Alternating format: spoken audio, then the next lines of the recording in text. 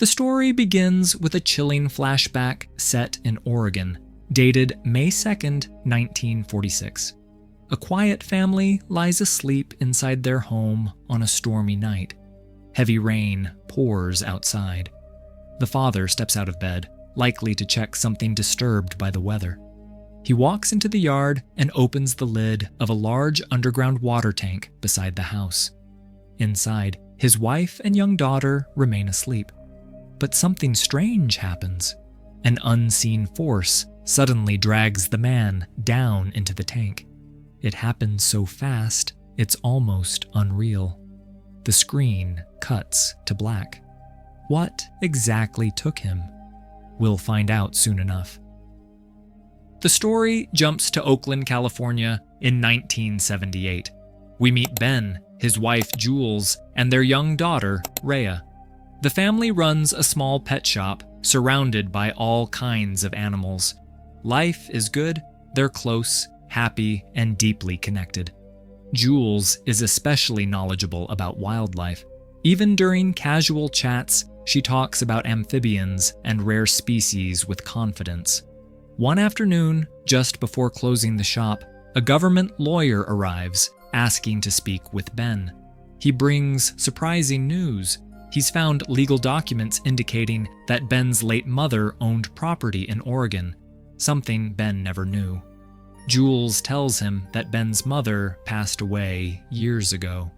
The lawyer apologizes and explains that a friend of his, now deceased, had worked with Ben's mother. Among his belongings, the property documents resurfaced. Legally, the land now belongs to Ben. Ben is confused. His mother never mentioned any land. But the lawyer shows him proof. No one can sell or touch the property without Ben's signature. Just before leaving, the lawyer mentions one more disturbing detail. According to older records, Ben's father and younger sister went missing and were never found. This shocks Ben. He always believed, based on what his mother told him, that they died in a car crash. Jules and Ben are both shaken. They now realize there may have been secrets in his mother's past, secrets she never shared. Ben recalls that his mother spent years in and out of hospitals for mental health issues, which might explain her silence. Jules gently suggests that maybe this mysterious inheritance could now be an opportunity. A few days later, Ben and Jules decide to visit the Oregon property themselves. They take time off work, pack up, and drive to the remote coastal land Ben unexpectedly inherited. The place is beautiful but isolated, with the ocean on one side and thick forest on the other. It's the kind of area only people who enjoy solitude would appreciate. On the way, their car is forced to stop because a fallen tree blocks the road. The remaining path is too rough to drive, so Ben gets out and finds a walkable trail. They continue on foot through the woods, with Rhea in tow, until they finally reach the old house. It's barely visible, covered in overgrown grass and vines. Jules jokes, "Wow, it's like a hidden castle." They step inside cautiously. Ben warns Rhea not to touch anything since the place is old and possibly dangerous. While Ben explores the interior, Jules opens the back door and calls him over. Outside, they're stunned by the spectacular view of the ocean, quiet and endless. They hadn't planned to stay long, just inspect the house, fix it up a bit, and prepare to sell. Maybe stay for a week at most. While admiring the surroundings, Ben notices something, a large metal tank near the house. Jules asks what it is. Ben explains that people used to build these tanks to collect rainwater for household use. Curious, he opens the lid and climbs down inside. The tank is deep and well constructed, with clean, fresh water still running through an old system connected to the house. Ben even finds an old lantern lying below. He doesn't stay long and climbs back out. They start preparing to spend the night. Ben brings in supplies from the car, and Jules begins cleaning the dusty interior. As they work, They notice that many windows are sealed shut with wooden planks, likely to prevent break-ins while the property sat abandoned. Later, while looking through drawers and cabinets, Ben and Jules find old documents and photographs. Among them is proof that Ben's father and younger sister didn't die in a car crash, as he was told growing up. They disappeared, and no one knows what really happened. The truth begins to crack through the surface, and Ben is left questioning everything his mother ever told him. Later that night, while organizing old items, Jules finds a diary that once belonged to Ben's mother. In it, she wrote that her husband had chosen this house on his own and built the tank system deep underground to supply clean water. But from the start, the local community didn't want them there. The family received several letters asking them to leave. Letters they ignored. The diary becomes more unsettling. One morning, she woke up and her husband was gone. She and her daughter searched the nearby beach, but he wasn't there either. They eventually contacted the police. At that time, she was pregnant with Ben and deeply shaken by his disappearance. The diary ends abruptly. The remaining pages are missing. Rhea, wanting her own space, sleeps in a separate room while Jules and Ben continue working. That night, the tank lid outside is quietly removed. Something has come out. Rhea wakes up, sensing something nearby. She sees a shadow moving across the floor and panics. She runs to her parents and says there's something in the house. Jules and Ben search everywhere, even outside, but find nothing. Ben notices the tank lid is open, even though he remembers closing it earlier. That unsettles him. The next morning, Ben repairs the water pump. In the garage, he finds old wartime supplies, including explosives. He heads down into the tank to test the water system. Inside, he discovers a strange underground tunnel network, deep and dark. He also finds an odd, eyeless amphibian creature. He brings it up to show Jules, who's stunned. She says it likely evolved underground, where eyes weren't needed. They store it in a cooler, thinking it could be valuable for research. Later, despite Ben's warning, Rhea walks near the tank and peers in. She sees something large shifting inside and screams. Ben and Jules rush over. Rhea insists she saw something big. Ben thinks it's probably a wild animal. But Jules can't shake the feeling that something's wrong with this place. Suddenly, a woman shows up at the house. She introduces herself as Mariel, a real estate agent, and apologizes for entering without knocking. The front door was open. She explains that if they're interested, someone is already looking to buy the property.